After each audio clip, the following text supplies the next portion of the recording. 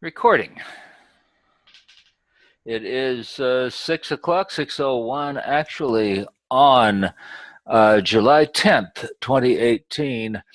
This is the normally scheduled lecture for ITSE 2309 at Collin College, Frisco, Texas. See, tonight we are discussing correlated subqueries.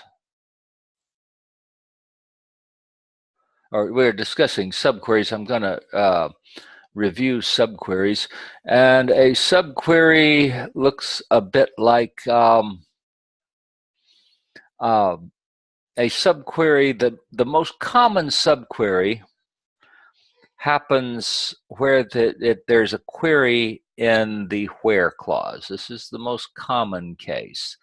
And I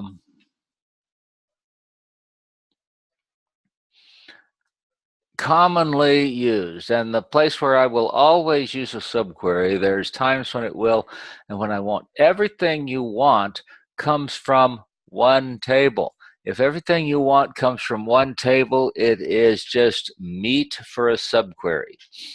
And I typically tend to think of subqueries when I see that, when I see everything that I'm going to select in the select line comes from a single table.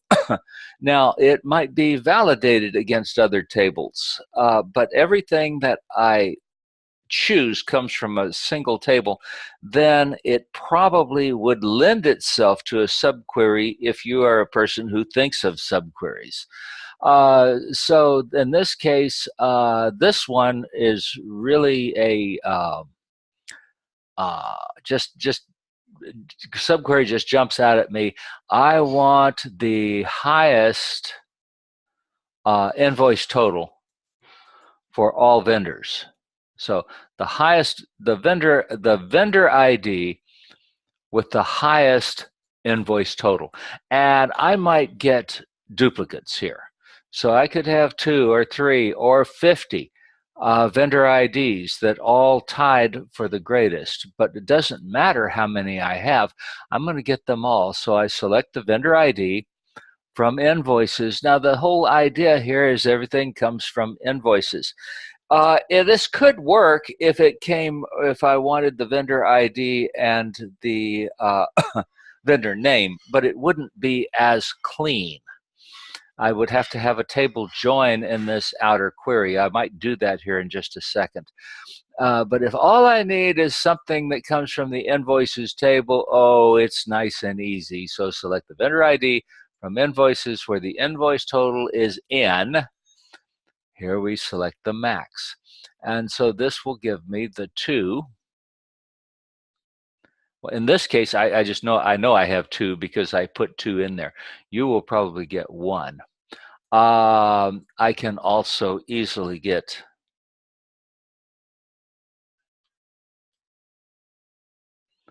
invoice total if I want to add that in there. One question. Go ahead. When you say in, intuitively, it means there are more than one thing. No, it doesn't mean it's more than one. It means that it's at least one. Actually, it doesn't mean that. It means that I have a set. So it means that this inside of these. This is only one. Well, let me get this finished. Inside of this parentheses is a set of things. And I want where the invoice total is in that set. It doesn't say that there can only be one thing in that set. Now there will be, but it doesn't matter. The in is going to work either way. So it could be 10, it could be 50. This one is the inner query is just going to have one value in there. So I could have written equal, but I don't like equal. I prefer in. Okay, and if you run this, how many? This is going to give me one value. It's going to be $37,966.19. So if I were to execute this query, I'm going to see the 37,966.19. And I want to find all the vendor IDs, invoice total, from invoices where the invoice total is in this group. So this is one. So if we run that, the whole thing, what do we get now? I'm sorry. If I execute the whole thing, Yes. I am going to get 2, 110 and 72. If you execute that, you will probably only get 1 unless you have changed your data such that you have a tie for the upper bound. If I were to run my create AP.sql file, it would, then I would just get 1. Okay. I need to go ahead and put 1 more into that create AP such that it gives us a good example.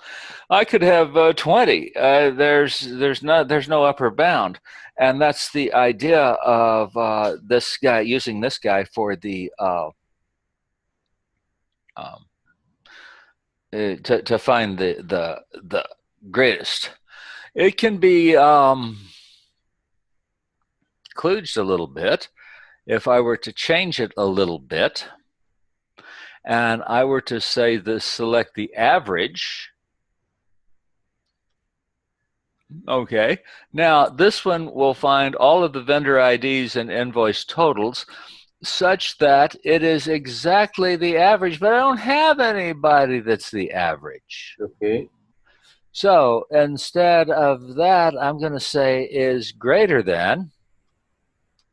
And anytime I say greater than or less than, I'm always going to use the all operator, is greater than everything that's in that set. Now, there's just going to be one thing in that set. Select the average. The average is there, but I'm always going to say is greater than all, because all, this word all, gives me the idea that this is a set. So it has to be greater than everything in that set, even if there's more than one value in this set. Most of the time there will just be one. So this is going to give me the the invoice total from invoices who are greater than average. And I believe that if I run this, I'll come out with 19 rows. Okay. Just to go back, if we change that average to a max again. Up here. Okay. Yes. And in the table, if I lower one number. In here? No, in the table. I mean, this is, you have to change the table. Then in the invoices table, go ahead. Yeah, in the invoices table, in one record, even in one record, you change the invoice total. Yes. By 1, then we get a different number, so maybe nothing. Well, we would if I went into the invoice total. So I've got the invoices, and in the invoices, I'll just say edit the table. And the invoice total is here. Okay, if we... Oh, I don't know. How about if I go into number 114 and 120? Okay. Just make it big. Let me make it smaller. Make it smaller. Why? Just to see what happens. I mean, because you you know, if it's greater, this one's going to be the max. Yeah. So that's invoice number 115 or 114. Okay. Now, if I go and run that query again, you won't get anything. Yes, I will. I'm going to get that. I'm going to get that one because he's now the max. Yeah. There he is. Okay. Vendor ID 123 has an invoice total of, I don't know, whatever that is, gazillion, I guess, thousands. I guess that's a billion. Yeah. Okay. So if I put that in there. Okay. Okay. Now I get it. I forget what that was, but I think it was 127.75. It was 127, yeah. $127.75. So now if I execute that again, I'm going to go back to the two. So $37,966 is the maximum. So when I say select the maximum, that's going to pick up the biggest one. And then the outer query, the first one is going to say select the vendor ID from invoices where the invoice total is in that. Now, this is a tricky one to solve without a subquery. The only way that you can really do it is you just you have to know how many you have that make that. But a subquery is what is the driving force of this one, because a subquery, anytime you want a maximum or a minimum. Now, suppose I wanted to add the vendor name.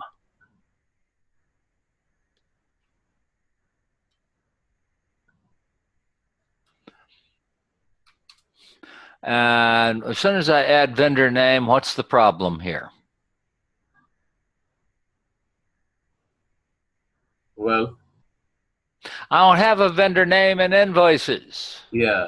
I've got the vendor ID, but I don't have the vendor name. Mm-hmm. So now I've got a little bit of problem here, because now I have to have the vendors table.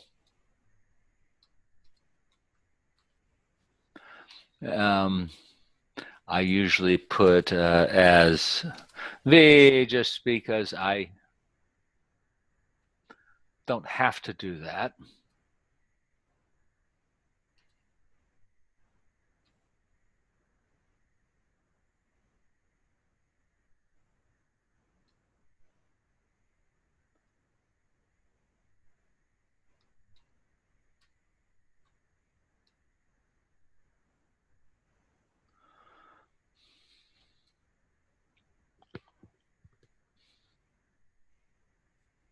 Okay.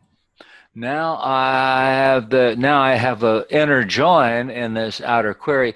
Notice that the vendor ID is coming up with a red line under it. Why?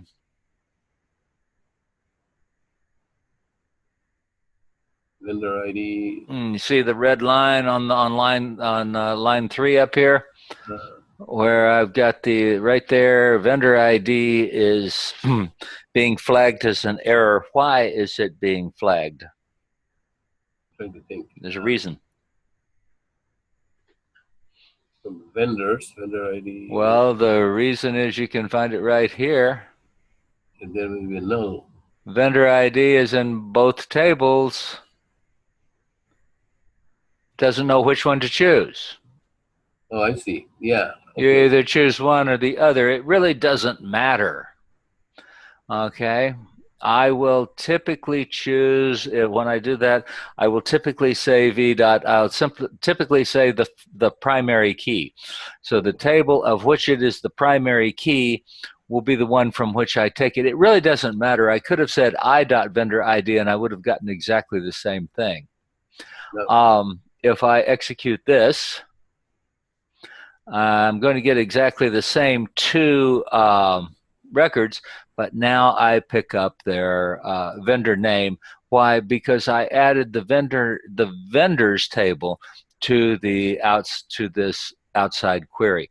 I don't need it in the inner query, so everything's not coming from one table. This is still the simplest, easiest way to do this query. Anytime I have a maximum or a minimum,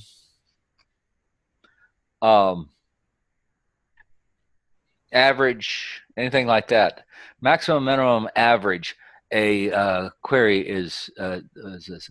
Let's see, I believe that when I executed this one, I got 19 rows.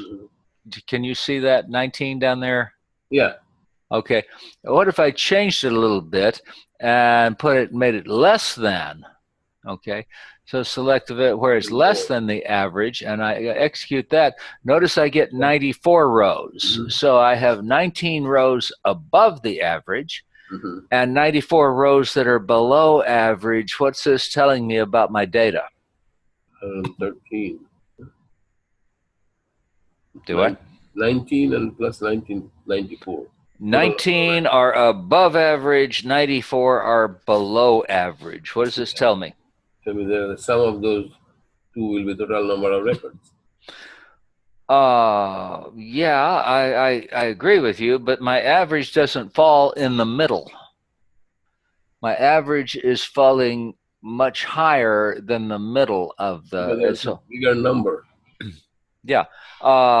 If these were grades, for example, it would tell me that I had 19 grades that were very high, Yeah. 94 grades that were very low, and the grades that were high were so high that they were pulling the average way up. So I have a few records here that are very, very high of invoice total, and that's what we call that skewing the data. So my average doesn't give me a good picture of this one. I need to start talking about things like the standard deviation and stuff like that. Median. And so if I were to graph this, I would have I don't have a normal distribution here, is what this means. And that happens lots of times. Yeah. No. Very few actually are normal. No, yeah, I agree. Now, going back to what you're saying, that this is difficult to do without, like if you had a max here, select max invoice total, and we did that max invoice total up here in the select, upper select. And then I would be looking at a group by. Yeah, then we'll do equal. Select invoice ID. Well, invoice ID is the primary key of it. So if I did something like this,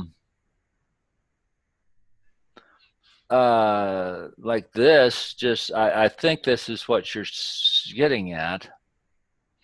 Select invoice ID, max invoice total. From invoices. Now I'm going to have to group by invoice vendor ID. Yes. So remember, if I try it without that,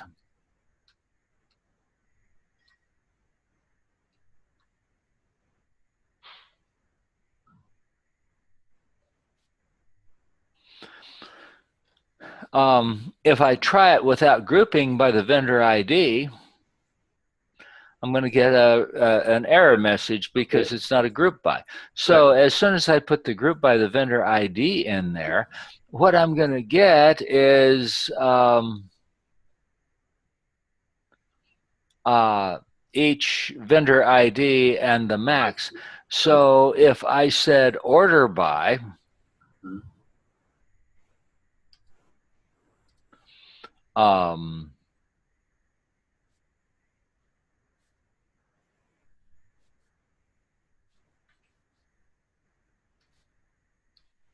we'll name that M, and now I can say order by M is legal.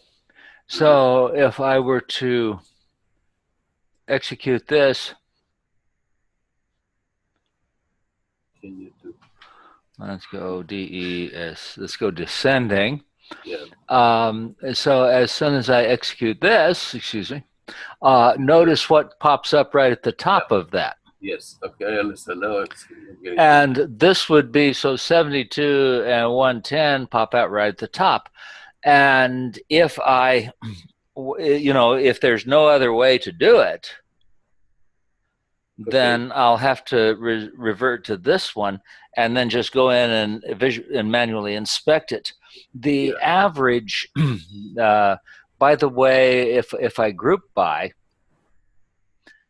grouping by the vendor ID really does nothing. Yeah. I have to group by the vendor ID, but I'm guaranteed that all of my groups are going to have one value in them because the vendor ID is the primary key. It's guaranteed to be unique. So grouping by the vendor ID doesn't help me any, except if he is in the select line, then he has to be in the group by line. So I have to put him there, but he doesn't change anything. Yeah. So the maximum is always is still going to be the same. Yeah. Okay. So this is one way to do it, and this is how we would have done it until we had the idea of the subquery. And as soon as the subquery comes in, now I get a nice cleaner way that I can say, okay, give me just the ones that I want. And I could say where the subquery, where the invoice total is greater than, I'll select. And for example, I could select the first standard deviation. I will leave that to you, but I can have an and in here where invoice total is greater than the average and less than the first standard deviation.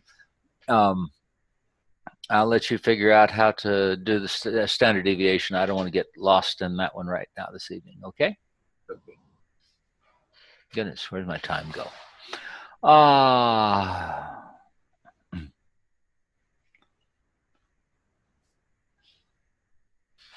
So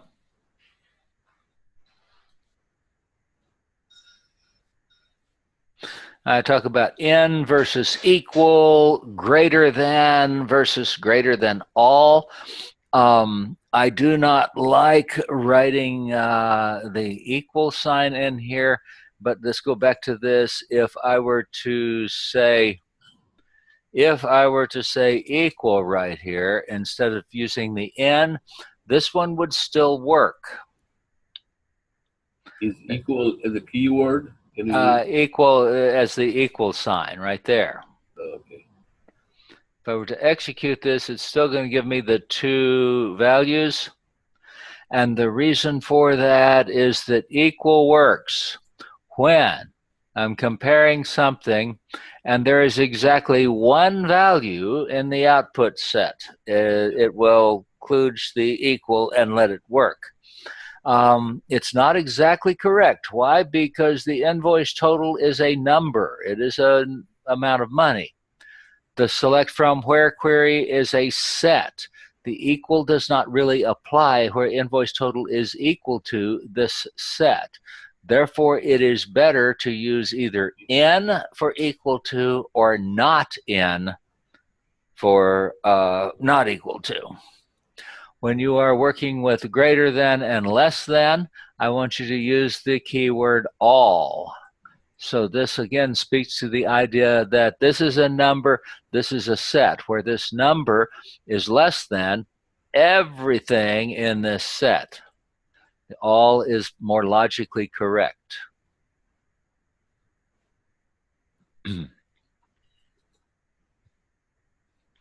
In versus equal, I talk about that in detail.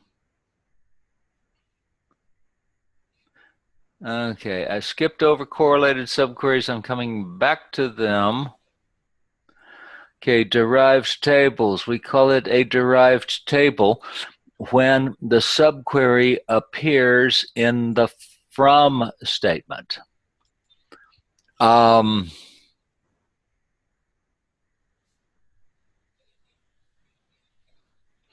Let me see if I can write this one as a max invoice total. I'll write this one with a derived subquery. I don't use these as often. Vendor ID, M, from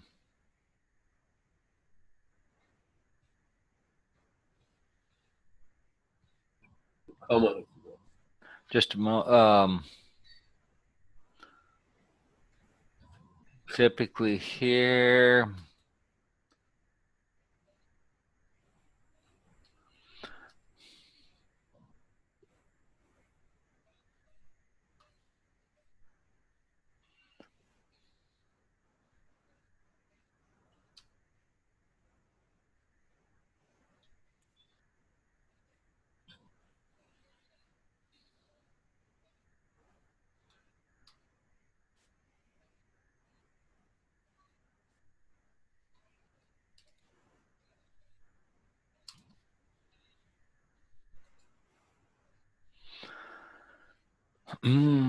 Rest of this is gonna.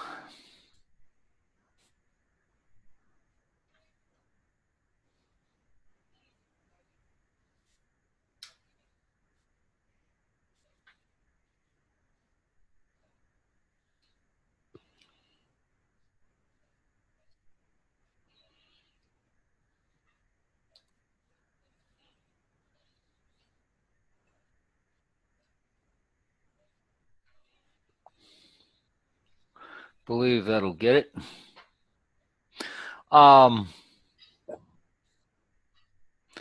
I believe that'll just give us the same thing as the last one was. Yes, 33 rows. Now, this is kind of a giant leap sideways, but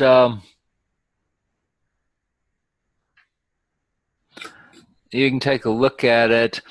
A subquery or a query is a table. A query is a table. This goes back to that idea. A query is a table. A query returns a table. A query does not return a number. So back when I was arguing that you should not use the equal sign, a query does not return a number. If it returned a number, you could use the equal sign, but it doesn't give you back a number. It gives you back a table. So it makes sense to ask, is the number in that table? That makes perfect sense. A query gives you back a table.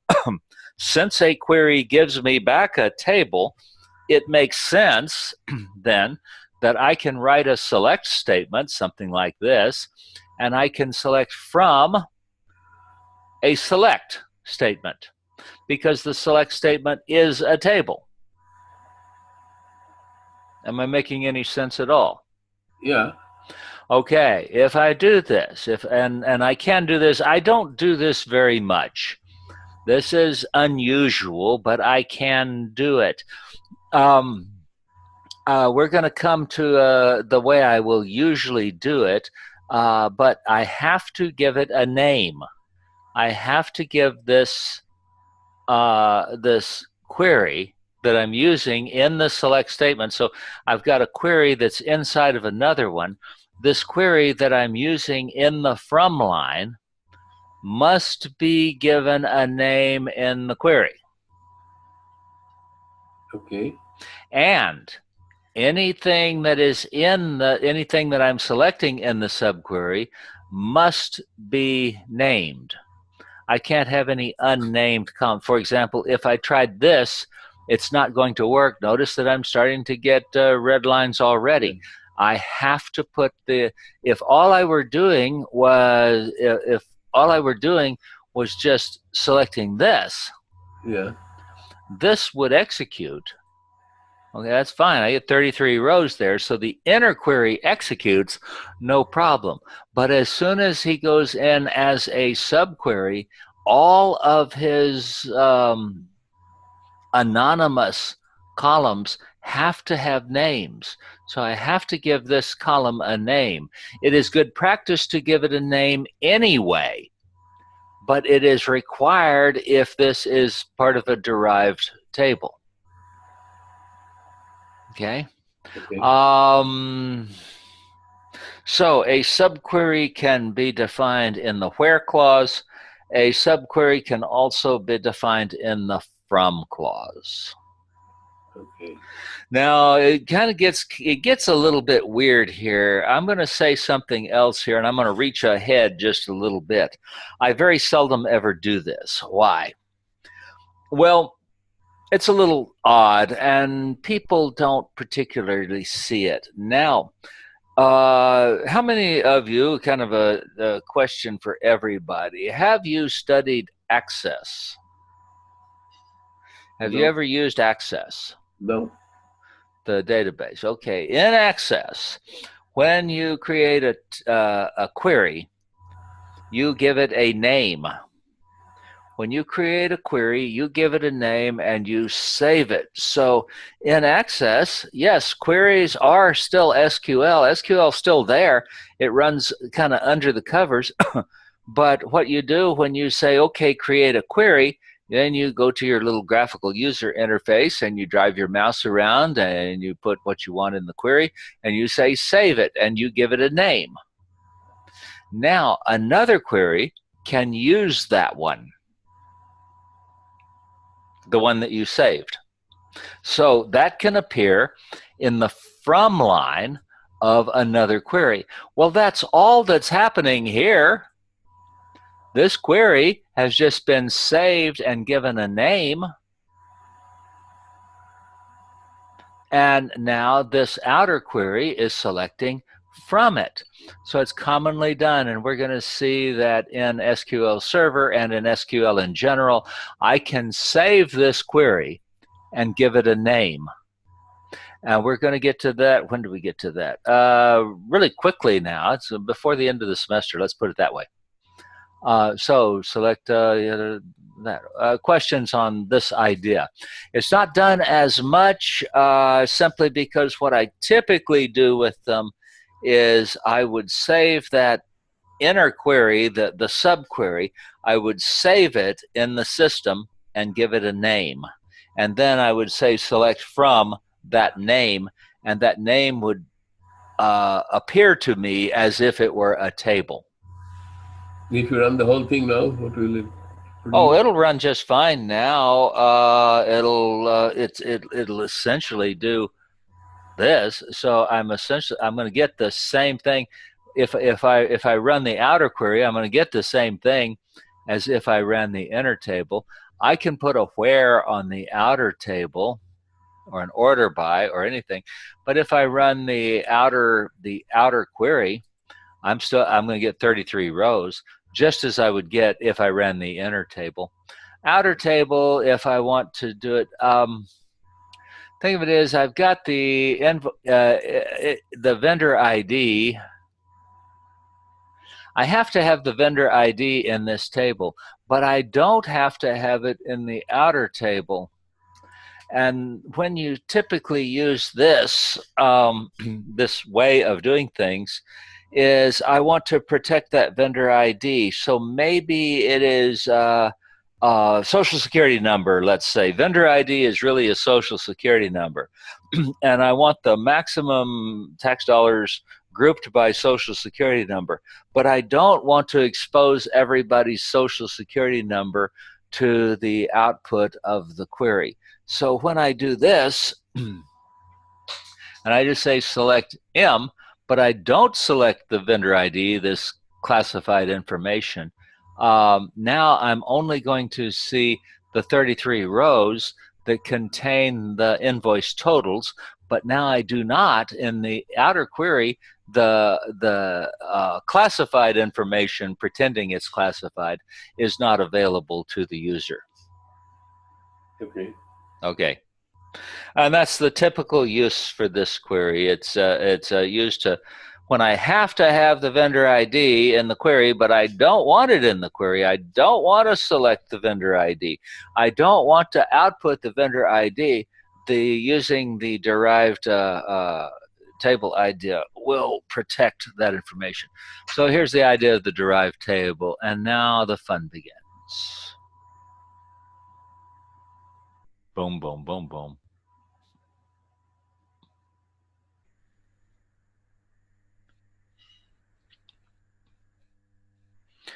The correlated subquery. Okay, this is the one that I always have the most trouble with myself. And I had the most trouble understanding correlated subqueries and my students typically have trouble understanding correlated subqueries. They're not really difficult. Here is an example. So in my example, I have a table, just pretend I have an employees table. And in the salary name, employee number, name, also I have in here, I have name, employee number, name, department, and salary. Now, these guys are fields of the employees table. I don't really care about anything. I probably have other fields in there. But right now, I have employee number. Well, that's the social security number.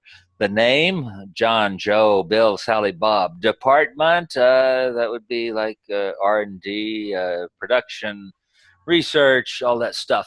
And salary, that's a money table, money field. So our fields, if they're important, are fields of the employees table. Now, I want to find all employees whose salary is above average for their department.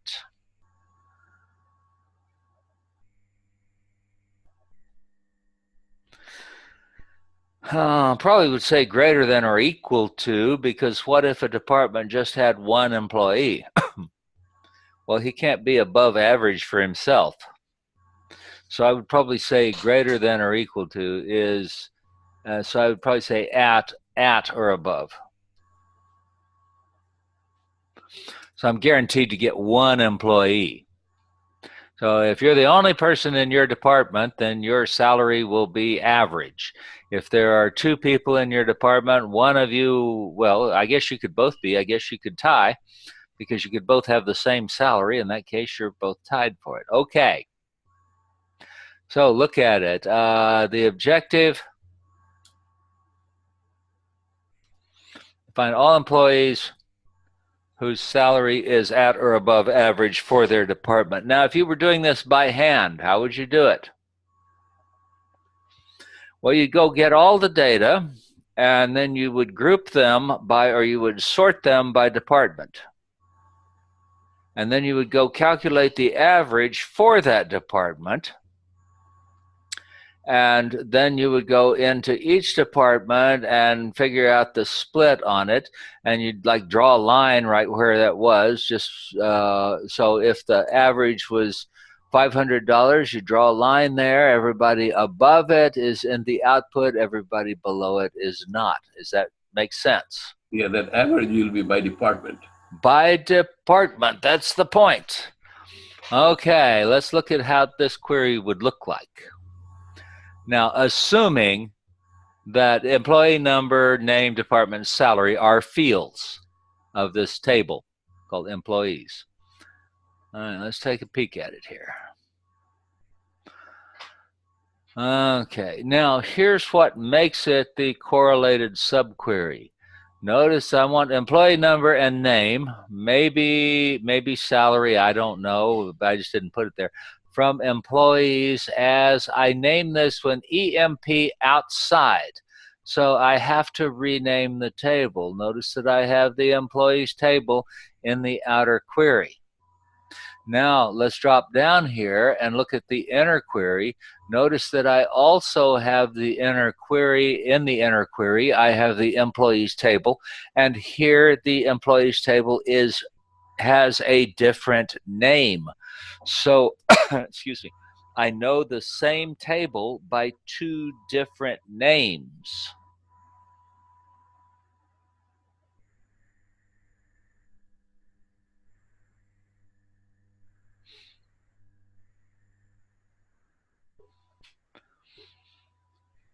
Here I would probably say greater than or equal to. So this is the outside table from employees as EMP outside. I typically don't name them EMP outside, EMP inside. I typically name them E1 and E2.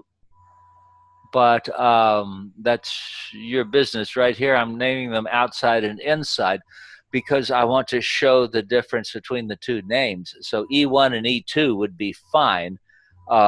And that's really what I would do. They just have to be two different names. Some people would name them E and EE. I've seen people do that, and it works fine. That's fine with me. They just have to get their own special names, such that down here, here's where the rubber meets the road. In the where clause of the inner query, notice that I reference both the outside table and the inside table. The same record, though. No, it's not the same record. It's the same table. But the table, there's two copies of the table, so it's kind of like you make a copy of the table, and you group it by, or you sort it by the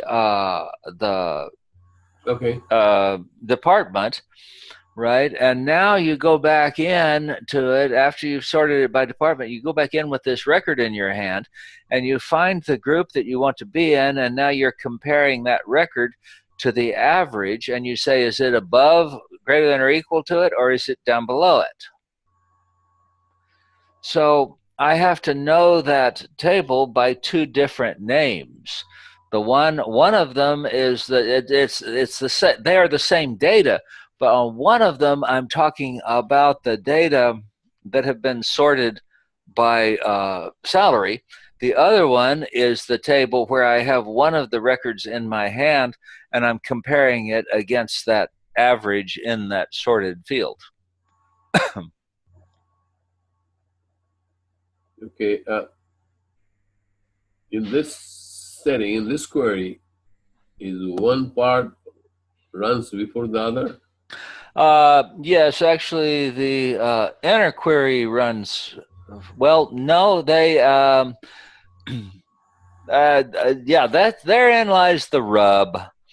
These guys, and the book will say, I don't know whether the book says it or not, but if you go out and you look on the internet at this, if you look on other stuff, and I encourage you to get other opinions on these, lots of the opinions will say a correlated subquery is highly inefficient. Dr. King, in his lecture, Dr. King has a very good lecture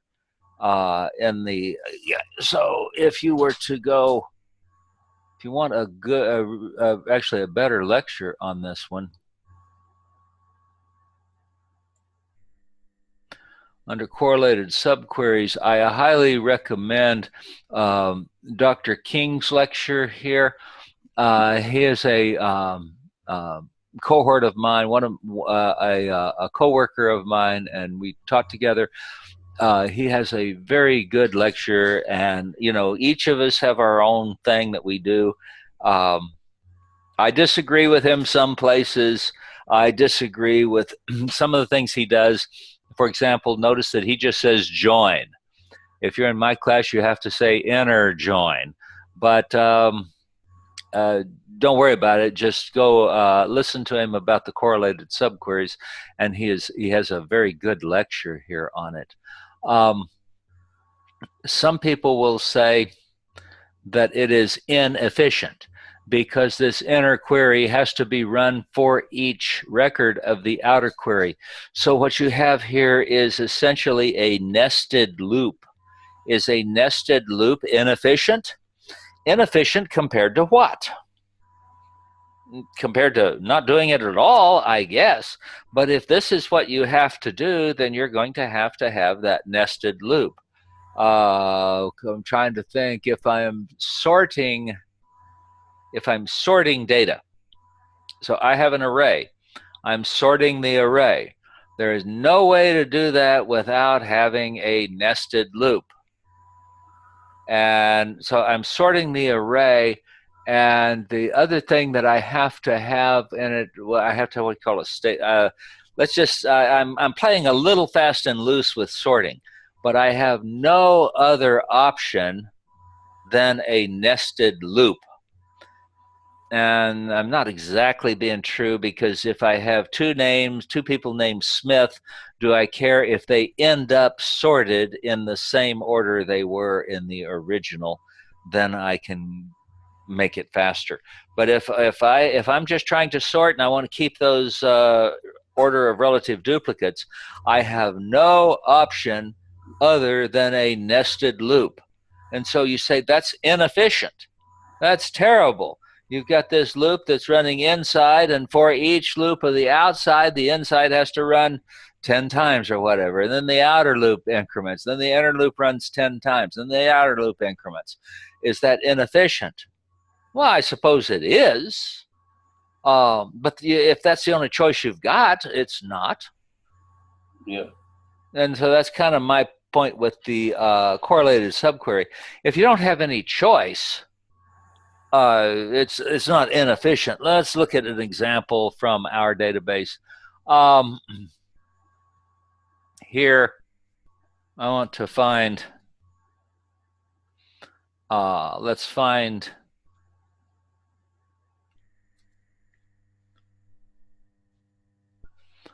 invoice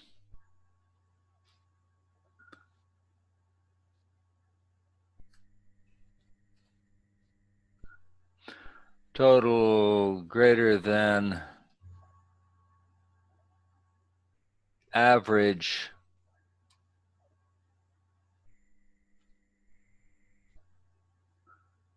Okay, so I want to find the invoice total that's greater than the average for that city, where that city means the one that I'm on now.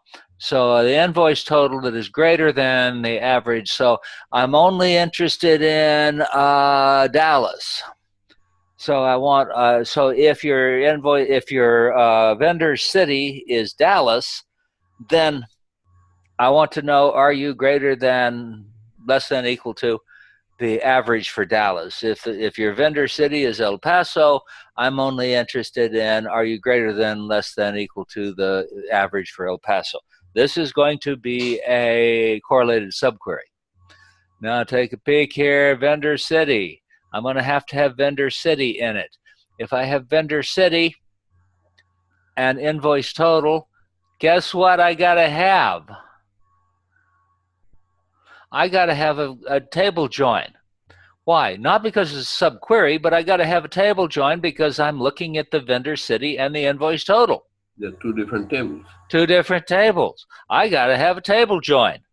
Don't worry about, I could have given them a name as a derived table. I don't want to fool with that. But basically, this part of it doesn't have anything to do with the subquery.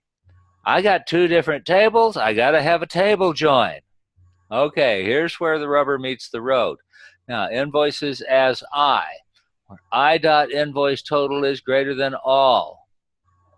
Now, notice that I'm naming this one II. Select the average invoice total. I didn't have to say II here, by the way. I did. From vendors, VV, so this is the inner one, as VV, inner join invoices on, okay, here's the correlated subquery right there. V is the outer query, VV is the inner query. Okay. Now, when you save your lecture, do you save this file, the SQL file, where you are showing all this? Yeah, sure. No, I have never looked at the. I'll send you the file. Okay. Now let me let it settle down, and I'll put that in the in an announcement right now. It doesn't. I can link it in the lecture. Yeah, I can link it in the as you go to the link to the lecture right under it. I can put a link to this file. Yeah, no problem. Okay.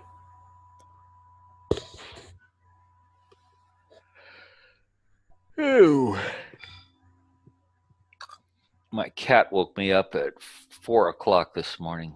I'm gonna throttle that thing. And we've had some coyotes around, so I've had to bring the cats in at night. Let me get back to this. Okay, here is this is a correlated subquery. It's not a correlated subquery because it has the inner join in it. It has the inner join in it for one reason. I'm talking about the invoice total, and I'm talking about the vendor city. Yeah. The vendor city and the invoice total come from two different tables. Therefore, I'm stuck with an inner join, and instead of trying to up here, I just said, okay, let's pretend everything was in one table. But it won't, usually it won't be in one table nice and clean like this example up at the top. So assume that everything is nice and clean and it's all in one table. Well, in the real world, it isn't in one table. And in my messy world, my vendor city is in the vendors table, my invoice total is in the invoices table, and I have to join them to get what I want. Now that I've joined them, I'm just interested in the invoice total is greater than. Here I'm just selecting the average, and here I have to do another table join. Why? Because I've got the invoice total and the vendor city that I'm asking questions about. If I were to make it a little simpler and I were just to select the vendor city average and I were to group by vendor city invoice ID, you think of a correlated subquery as something like a group by. So if I were to execute this, I get 112 rows, and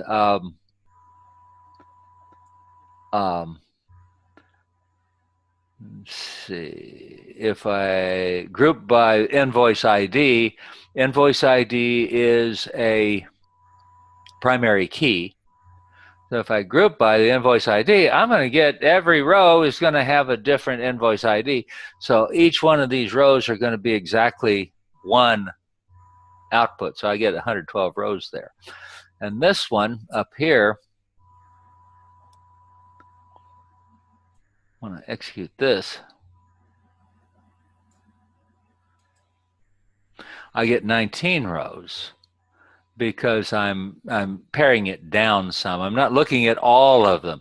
This just gives me an idea of what the data are that I'm looking at. So here I'm going to see only those rows where the invoice total is above the average. So here I see far fewer rows, if that makes any sense. Yeah. I will go ahead and give you this file. So this, let me put a comment in it. Let's see.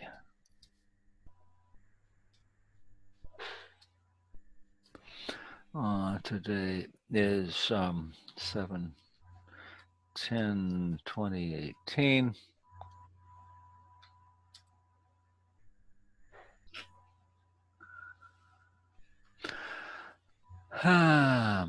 The next topic we're going to take up, and let me save this guy, save him. What will I call this one?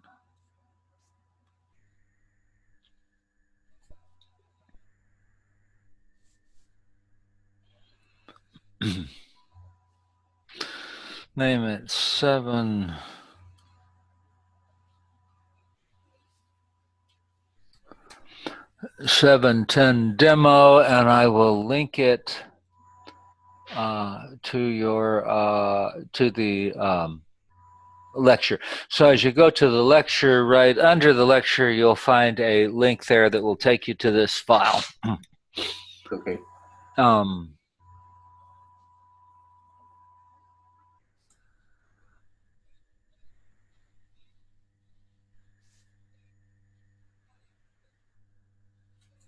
Okay. We've finished up a lot of the pieces of SQL. The next one that, well, come on, close down. After Module 8, that we're going to skip over Module 9 because we have done that. Data manipulation is insert. I'll go back and review it briefly, but data manipulation, you find that we covered it in Module 4, but now is where it comes around in the text. It's in Chapter 7.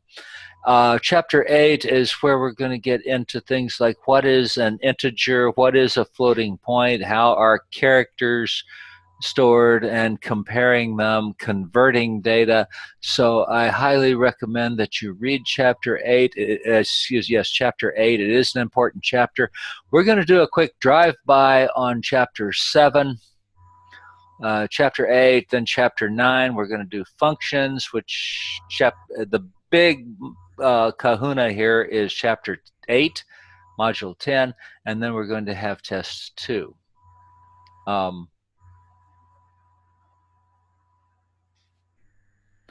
And so I'll turn on the practice test very soon now. Okay. And then we have 1, 2, 3. We have 3 more modules after that. Go ahead. Okay, and now when is test 2 is the final test, right? No, test 2 is one of the interms, and then we have 1, 2, 3 others. My final exam is a way that you can actually bring your grade up. The final exam will not cover anything that is not on test 1 and 2, or tell you exactly what's going to be on it otherwise. The final exam is actually, it's kind of comes from test 1 and 2 pretty much, and it's an opportunity for you to improve your grade. Okay. Um, so assignment for let's see, that'd be Thursday now, is read chapter 8, and I think I'm going to cover most of the chapter. Okay. Okay. Well, are there questions? No, not at this time. At that point, then, I'm going to go ahead and end the recording. Okay. So the recording is ending now. Bye-bye.